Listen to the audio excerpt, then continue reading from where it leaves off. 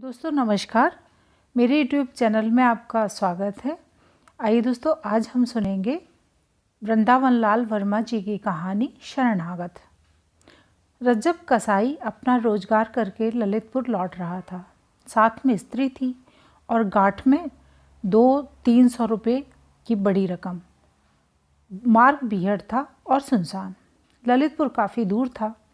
बसेरा कहीं न कहीं लेना ही था, इसलिए उसने मड़पुरा नामक गांव में ठहर जाने का निश्चय किया।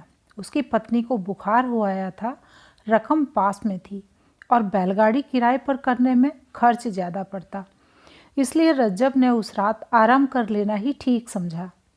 परंतु ठहरता कहाँ, जात छिपाने से काम नहीं चल सकता था। उसकी पत्नी नाक और कानों में चांदी की बालियां डाले थी और पैजामा पहने थी। इसके सिवा गांव के बहुत से लोग उसको पहचानते भी थे, पर उस गांव के बहुत से कर्मण्य और अकर्मण्य ढोर खरीद कर वह ले जा चुका था।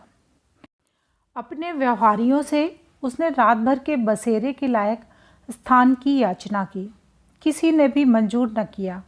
उन लोगों ने अपने ढोर रज्जब को अलग अलग और लुके छिपे बेचे थे। ठहरने में तुरंत ही तरह तरह की खबरें फैलती, इसलिए सबों ने इनकार कर दिया। गांव में एक गरीब ठाकुर रहता था। थोड़ी सी ज़मीन थी जिसको किसान जोते हुए थे, जिसका हल बैल कुछ भी न था, लेकिन अपने किसानों से 2-3 साल का पेशगी लगान वसूल कर लेने में ठाकुर को किसी विशेष बाधा का सामना नहीं करना पड़ता था।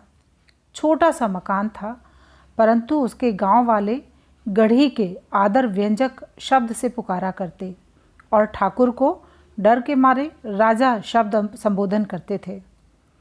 शामत का मारा रज्जब इसी ठाकुर के दरवाजे पर अपनी ज्वरग्रस्त पत्नी को लेकर पहुंचा।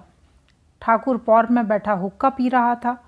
रज्जब ने बाहर से ही सलाम करके कहा, दाऊजू एक बिनती है। ठाकुर ने बिना एक रत्ती भर इधर उधर हिले डुले पूछा, क्या? रज्जब बोला, दूर से आ रहा हूँ, बहुत थका हुआ हूँ। मेरी औरत को ज़ोर से बुखार आ गया है। जाड़े में बाहर रहने से न जाने इसकी क्या हालत हो जाएगी, इसलिए रात भर के लिए कहीं 2 हाथ ज़मीन दे दी जाए। कौन लोग हो? ठाकुर ने प्रश्न किया। हूँ तो कसाई, रज्जब ने सीधा उत्तर दिया। चेहरे पर उसके बहुत गिड़गिड़ाहट थी। ठाकुर की बड़ी बड़ी आंखों में कठोरता छा गई। बोला, जानता है यह किसका घर है? यहाँ तक आने की हिम्मत कैसे की तूने? रज्जब ने आशा भरे स्वर में कहा, यह राजा का घर है, इसीलिए शरण में आया हूँ। तुरंत ठाकुर की आंखों की कठोरता गायब हो गई। जरा नरम स्वर में बोला, किसी ने तुमको वसेरा नहीं दिया? नहीं महाराज, रज्जब ने उत्तर दिया। बहुत कोशिश की, परंतु मेरे खोटे पेशे के कारण कोई सीधा नहीं हुआ। वह दरवाजे के बाहर ही एक कोने से चिपट कर बैठ गया। पीछे उसकी पत्नी कराहती कांपती हुई गठरी सी बनकर सिमट गई। ठाकुर ने कहा, तुम अपनी चिलम लिए हो? हाँ सरकार, रज्जब ने उत्तर दिया। ठाकुर बोला, तब भीतर आ जाओ और तमाकू अपनी चिलम से पी लो। अपनी औरत को भीतर कर लो, हमारी पौर के एक कोने में पड़े रहना। जब वह दोनों भीतर आ गए तो ठाकुर ने पूछा, तुम कब यहाँ से उठकर चले जाओगे? जवाब मिला, अंधेरे में ही महाराज। खाने के लिए रोटियाँ बांधे हूँ, इसलिए पकाने की ज़रूरत न पड़ेगी। तुम्हारा नाम? रज्जब। थोड़ी देर बाद ठाकुर ने रज्जब से कहा, कहाँ से आ रहे हो? रज्जब ने स्थान का नाम बतलाया। वहाँ किस लिए गए थे? अपने रोजगार के लिए। काम तुम्हारा बहुत बुरा है। क्या करूं, पेट के लिए करना ही पड़ता है। परमात्मा ने जिसके लिए जो रोजगार नियत किया है वही उसको करना पड़ता है। क्या नफ़ा हुआ? प्रश्न करने में ठाकुर को जरा संकोच हुआ और प्रश्न का उत्तर देने में रज्जब को उससे बढ़कर। रज्जब ने जवाब दिया, महाराज पेट के लायक कुछ मिल गया है। यूँ ही ठाकुर ने इस पर कोई जिद नहीं की। रज्जब एक क्षण बाद बोला, बड़े भोर उठकर चला जाऊंगा, तब तक घर के लोगों की तबीयत भी अच्छी हो जाएगी। उसके बाद दिन भर के थके हुए पति पत्नी सो गए। काफ़ी रात गए। कुछ लोगों ने एक बंधे इशारे से ठाकुर को बाहर बुलाया।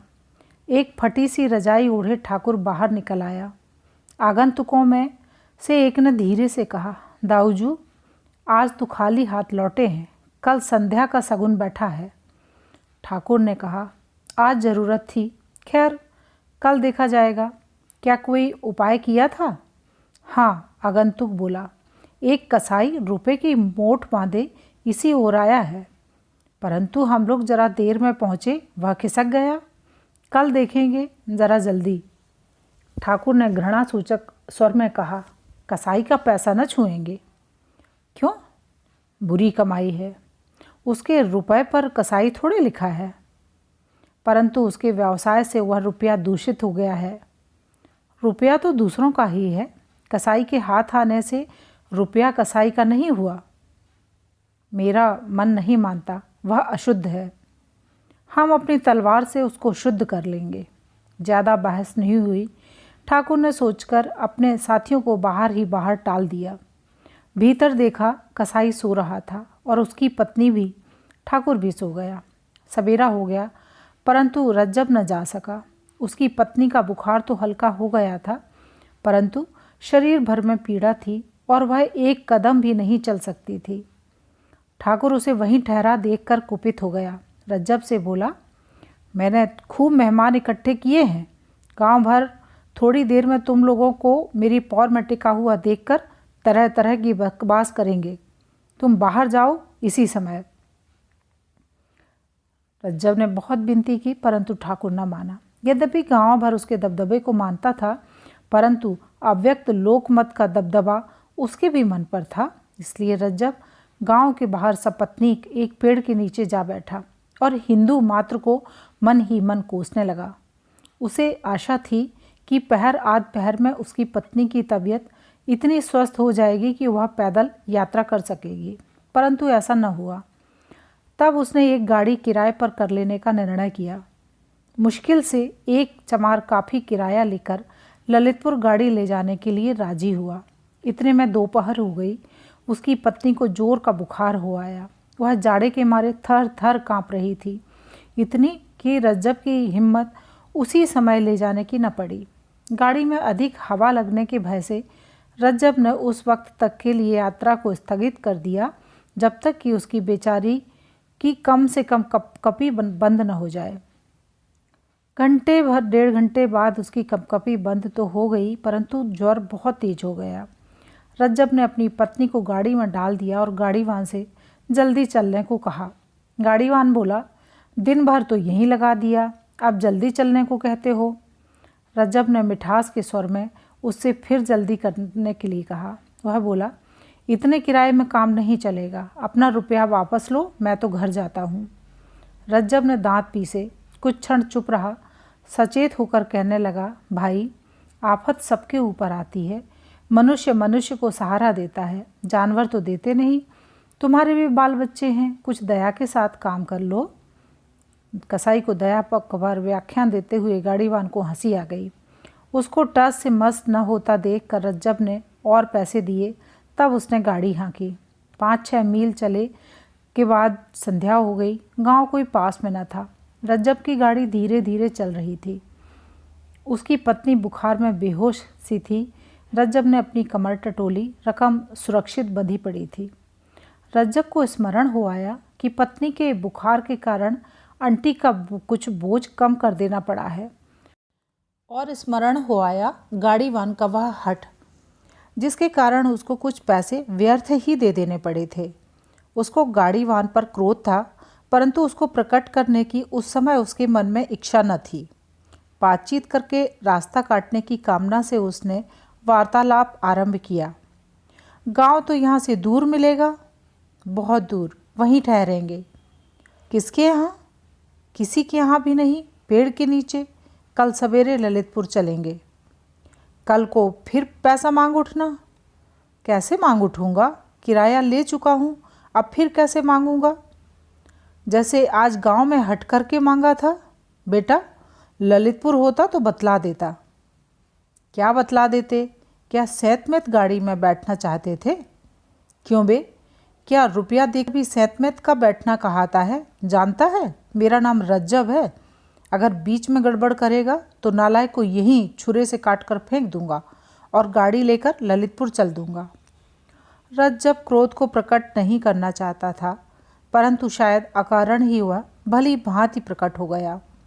गाड़ीवान ने इधर उधर देखा। अंधेरा हो गया था, चारों ओर सुनसान था। आसपास झाड़ी खड़ी थी।